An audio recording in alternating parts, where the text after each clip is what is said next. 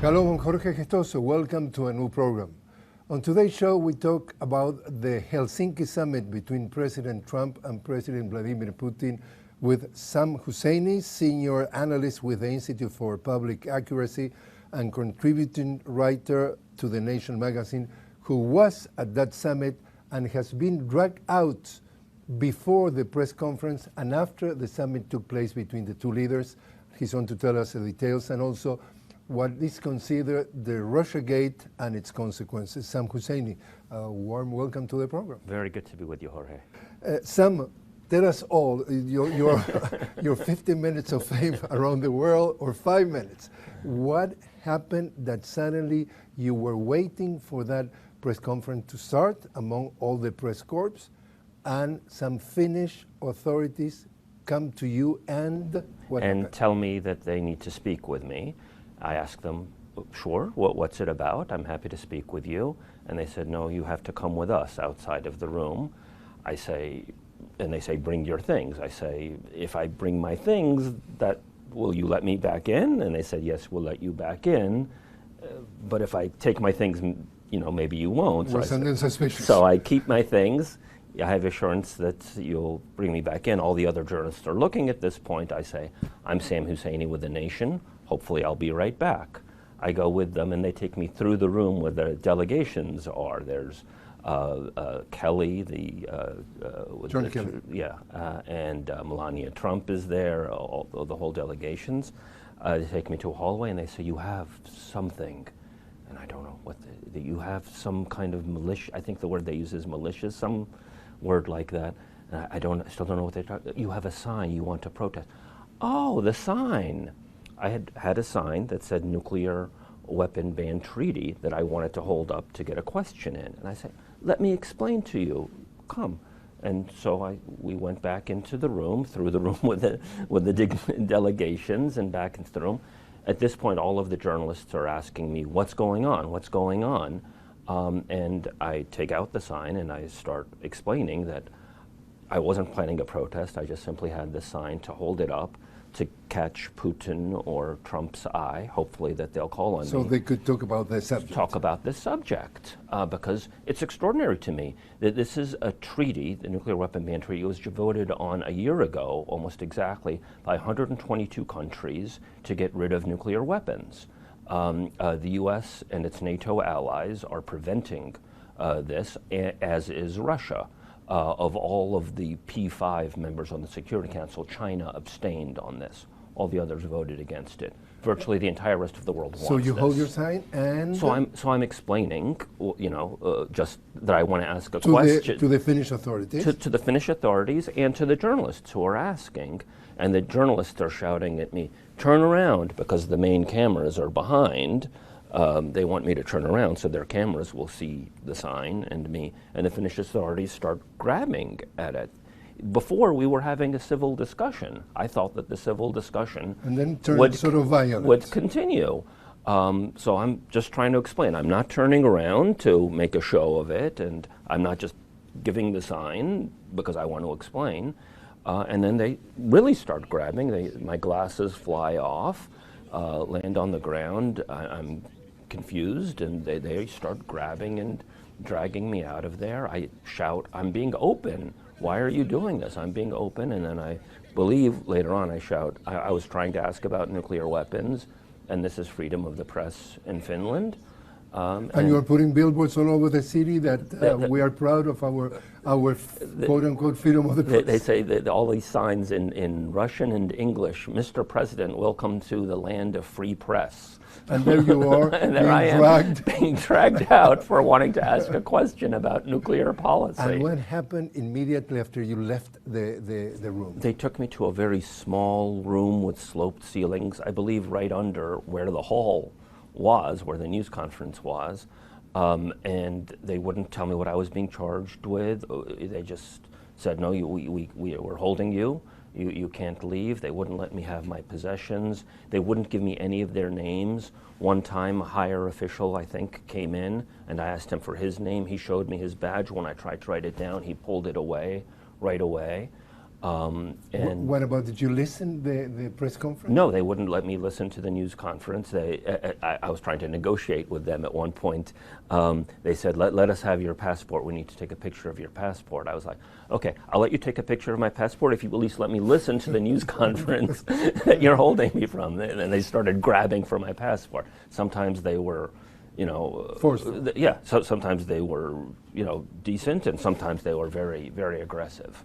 And then they handcuffed you? Well, and then what happened was, I think after the news conference was over, I had been surrounded by 2 or 3 security guards. About 5 riot police came in with their equipment, with their padding and everything, and they tried to rip off, and we took off my press credentials, and they all grabbed me, took me out of the through the lobby of the presidential palace there, and when we got outside, the area was still cornered off, but I could see people at the end of the block, and I shouted, "This is press freedom in Finland," and at that point they knocked me to the pavement. They handcuffed you? They handcuffed me on hands behind my back and my feet, and threw me in the back trunk of a police vehicle. And took me to a detention center north of the city, and they kept me there until a little bit before midnight. And midnight, there were 2 main media centers, one mostly for international media and one mostly for U.S. media, and they both closed at midnight. And I don't think that it's a coincidence that they both closed, that they let me out just as the media centers were. And they charged you with They charged me with nothing. They gave me no names. They wouldn't contact my loved ones. When you're in detention, I'm safe, but I'm worried. My mother sees this video and she's worrying and crying. You couldn't they wouldn't let me make phone calls. They wouldn't connect with my loved ones. The U.S. consulate, my partner Emily was with me, and the U.S. consulate was being deceitful towards her, telling her that they were in contact with me when they weren't, and so on. So it was a very weird game that they were playing with me while I was in detention and with my loved ones from the U.S. consulate. And what sort of questions you would like to be posing to or President Putin or President Trump? What was in your mind in order to, because you said that you grabbed the sign, your idea was grab the sign to see if you could grab their attention to place questions. Right, because these affairs are very scripted. They either call on journalists that they want, or they ask the predictable questions, in this case Russiagate, for example. And I wanted to ask about the nuclear weapon ban treaty. All of these countries are for it. The group behind it, called ICANN, won the Nobel Peace Prize last year. And yet no one has, to my knowledge, asked Trump or Putin or even the State Department about this critical issue. So one question was why are you standing in the way of this treaty to ban nuclear weapons? And it's in conjunction, this treaty fills a hole. The Nuclear Non-Proliferation Treaty, which is 50 years old this month, promised good faith efforts from the nuclear powers to eliminate their nuclear weapons arsenals. Eliminate their nuclear. And this is 50 years ago, so they have not lived up to that obligation. And the two of them have 90% of the nuclear weapons of the world. Correct, and Trump even noted that. Yes. So I was hoping that he might be drawn into a discussion about this. And another question you were having in mind? Yes, very much so. The other question, that question was to both of them, because they're both standing in the way of these treaties. The other question was simply to Trump. A lot of people talk about Russiagate and Russian influence in the United States, but one country arguably has more influence, and that's Israel. For example, Israel has a policy of not acknowledging that it has a nuclear weapons arsenal, and many U.S. administration, including yours most recently, have adopted this. Will you end this policy of not acknowledging this obvious truth and acknowledge that Israel has a nuclear weapons arsenal right here, right now? If I could just have gotten that direct question in, and Trump might have felt compelled to say, yeah, of course Israel has nuclear weapons. Everybody knows Israel has nuclear. That would have helped unwind and start to have a reasonable discussion on the Middle East. Yeah, because also you were mentioning, you say, you were tweeting early that day, and you were saying the issue here isn't Trump, the issue isn't Putin, the issue is the issues, nuclear threats, Syria, etc., etc. And the thing is that you are under the perception, we're talking about the Russiagate, that they're trying to say that President Trump is being manipulated by President Putin. And you have a different reading. Yeah, I think what's going on is that they're trying to do deals. You know, maybe the U.S. gets more power in the Middle East and other places. Perhaps it has more leeway to intervene in Latin America. And meanwhile, Russia gets more leeway closer to its periphery, or more relief from sanctions. They could be trying to do these kinds of deals. The U.S. political class is concerned with one half of the equation, that Russia might get something, without realizing that the U.S. establishment might be getting something. That might not be a good thing, of course, that the U.S. establishment... Horse trading? Horse trading, or it's corruption. It's, you know, the U.S. gets to intervene more in the Middle East, gets to intervene maybe in Venezuela or somewhere else in Latin America, and buys Russian acquiescence of this with sanctions relief or something. I don't know that that's what's happening, but I suspect that that's what's happening. So your perception is that President Trump is not being manipulated as a puppet by President Putin? The whole Russiagate thing is twisted. For example, the main thing that they've got on Russiagate is that Flynn lied to the FBI about speaking to the Russians. And this point is constantly repeated, but few people in the US media at least note what he lied, what he was speaking to the Russians about. He was speaking to the Russians about getting them to help delay a UN Security Council resolution about Israel. So this was during the period between when Trump won the election and Trump took office. The Obama administration was finally allowing, after 8 years, a UN resolution critical to go through. Netanyahu calls up Kushner, who's now in charge of making a peace deal in the United States, in the Middle East, without speaking to the Palestinians even, and says, you got to stop this UN resolution from going through. Kushner calls Flynn, Flynn, who's the incoming head of the Security Council, call up the members of the Security Council, tell them just to delay the resolution until we come into office in January, and then we veto it. And they tried. They called up all the members. According to the Israeli press, the Russians actually tried to delay the resolution, and they failed. Other members, including some from Latin America, insisted that the resolution finally take place. They've been trying to pass this resolution for 8 years. So, if anything, it's the US and Israel that are often telling Russia what to do, not this US mantra that Putin is the boss of Trump.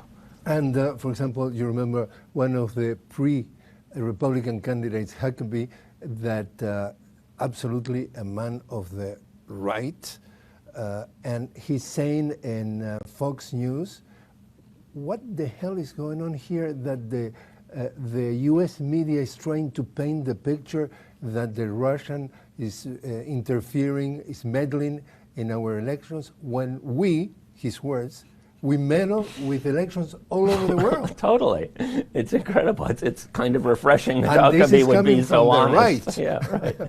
From a Republican on the right. Right. Yeah. So, and what is your reading? Why the US media only, for many, many experts, want to paint only half of the picture, and they don't want to let the American public what the US is doing all over the world against the interests of the other countries? Yeah, I think that they want to paint the US government as being a positive force in the world, and you have to explain why there are problems in the world. So it's all Putin's fault, just like before it was Saddam Hussein's fault or somebody else's fault. And the boogeyman US, of the day. right? Whoever it is that provides an excuse to not examine U.S. policy. U.S. policy has so many ramifications around the world. It's and we're not talking examined. about economy, talking about U.S. policy, and we were watching in recent days President Trump talking to the veterans, an event in the Veterans Affairs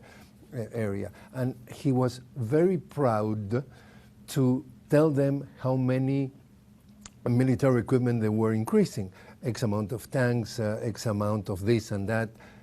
The war industry is a key backbone of the U.S. economy, and therefore we have to be involved in wars, in conflicts, in order to keep this machine running? Right. And I mean, what was remarkable part of what happened at the NATO summit, he talks down to NATO saying, is it obsolete? Does it make sense anymore? Which is, in a way, a reasonable question, because, I mean, NATO was in opposition to the Warsaw Pact. The Warsaw Pact, disappeared 25 years ago, and NATO expanded to the border of Russia. It's very aggressive.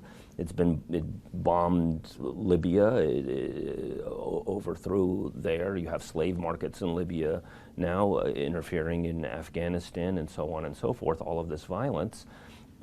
Trump criticized it a little bit and ended up having the effect of getting other countries to spend more money on NATO.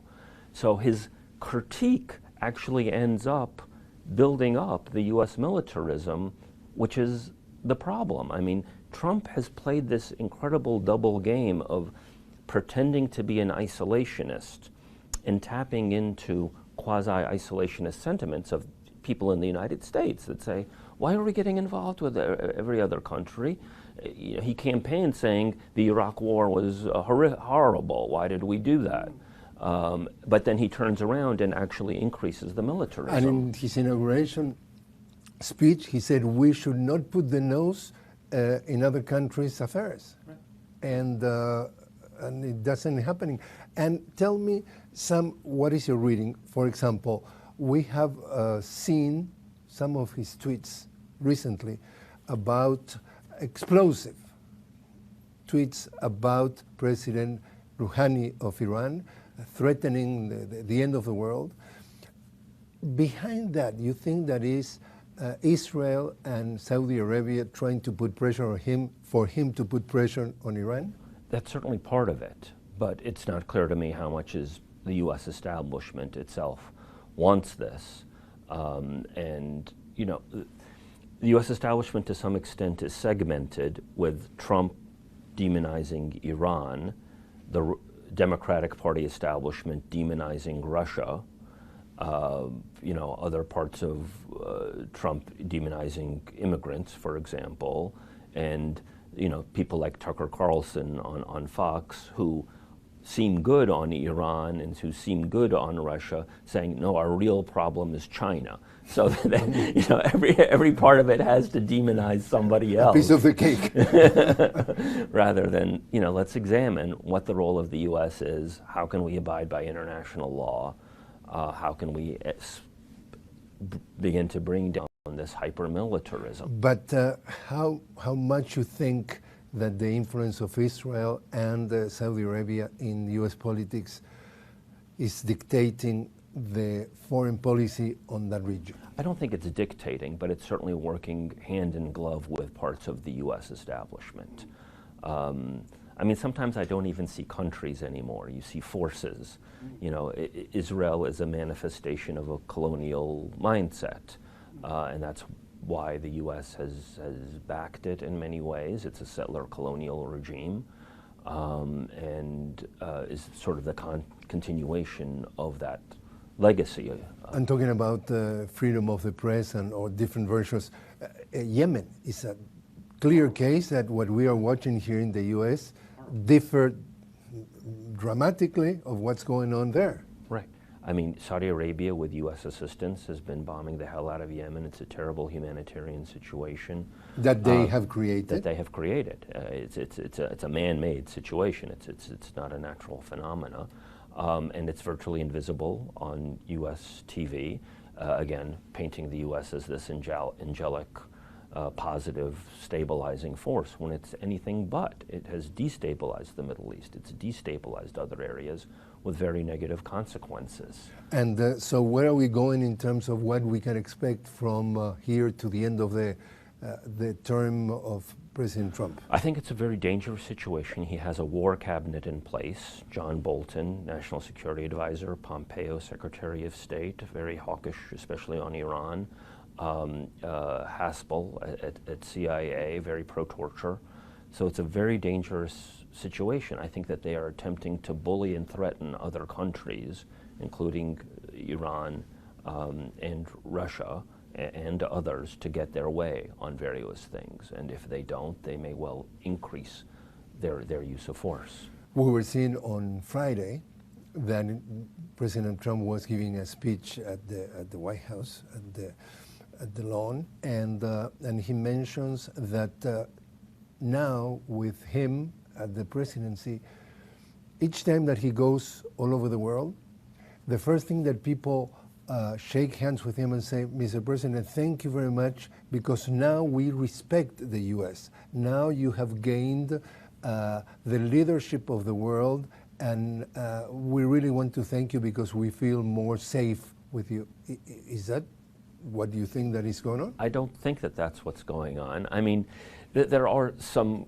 weird issues with him doing the Korea deal, which on balance seems to be a good thing, and the Democratic Party establishment is attacking it simply because Trump did it. Sort of like, you know, Trump attacks the Iran deal just simply because Obama did it. It's just partisan politics. Ridiculousness. But but in general, I think that Trump has increased the use of force, certainly drone strikes and other things in the Middle East, and with the threats towards Iran and giving Israel and Saudi Arabia greater leeway in their use of violence. I mean, that could be the version of America First, that the U.S. provides more air power and advice and lets local proxies, wherever they may be the ones who act out violently. And if you see what, if you want, polls are showing, it seems that his Republican base are pretty much strong behind him in terms of practicing what many consider right-wing populism. So do you think that, for example, when he said, we are going to protect you against all the boogeymen of the world, meaning Kim Jong-un, meaning Russia, meaning Rouhani, because the U.S. always has historically needing enemies. And also, for example, he's also saying that they're protecting the farmers and also the producers from a commercial world trade, and he himself are letting them out of business. Is it going to deliver the votes? Difficult to understand the question, but is it deliver the votes in 2020 to re-elect someone who is doing exactly the opposite? The effect is the opposite of what he's preaching? Right. The effect is the opposite, I think, internationally and in some ways domestically. I mean, he campaigned on a sort of economic populism and for things like Medicare, but he's cutting those back. I mean, he's in alliance with the House Republicans who want to cut these social and let me interrupt services. You there, because today, meaning Friday, he was mentioning that he liberated, using the verb liberated, the American public from Obamacare, meaning that he left the American people without medical insurance and they liberate them. Right. And they just put it at the mercy of the private corporations. Right. Even more so. I mean, Obamacare was very flawed in that, you know, FDR had made Social Security, and it's very hard to take away once you have that. LBJ, Johnson, in the 60s made Medicaid and Medicare, health insurance for poor people and old people. Obamacare was a strange concoction. The obvious thing to do would have been to do what's called single payer, cover everybody medically. And Obama didn't do that, so it made it easier to take away in a way, which is what we see. So there's this weird interplay between the Democratic Party now not, really producing something more tangible for people that they can hold on to, and Trump and the House Republicans able to take it away. And it's exactly the opposite of this populism that he, again, talks about. He talks about populism. He talks about isolationism, but that's not what he produces. That's not what he results. So you have a system in the U.S. that's based on hate. People are backing Trump because they don't like the out-of-touch Democratic Party elites. And people are backing the Democratic Party because they fear and loathe Trump for some very good reasons. So it's a very hate-driven system, and the media in the U.S., Fox on the one side and MSNBC and CNN on the other, sort of keep the two camps not talking.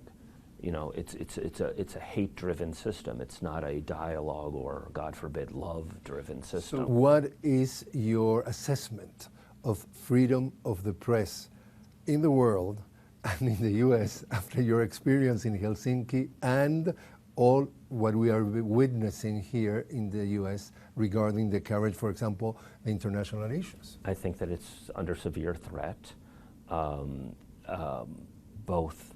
under Obama, there was a kind of war on whistleblowers. He prosecuted more whistleblowers than any place else, and Trump has indicated more and more that he'll be going after publishers, not just the whistleblowers, not just the people in the government who speak out, but the people who publish what they might say. That's one aspect of it. But more generally, we're getting to a system where media are so linked to partisanship that there's very few spaces for meaningful dialogue, and that I think that implies more clamping down on any kind of media dissent. Sam Husseini, thanks very much for joining us. Thank you.